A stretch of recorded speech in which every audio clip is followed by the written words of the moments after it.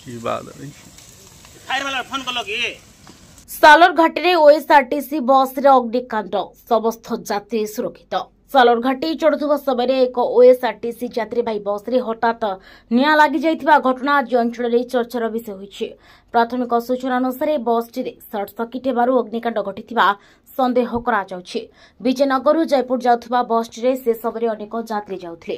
हठात धुआ बाहरुथिबा देखि चालक और कंडक्टर तुरंत बस को रोकी समस्त यात्री को सुरक्षित भाव में बाहर करथिले।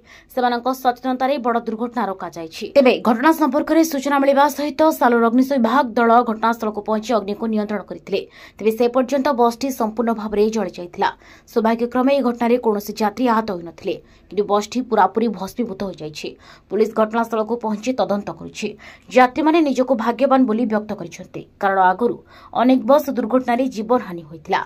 हाल तेलंगाना रे होइथिबा बस जळी जाई अनेक यात्री प्राण हराइथिले।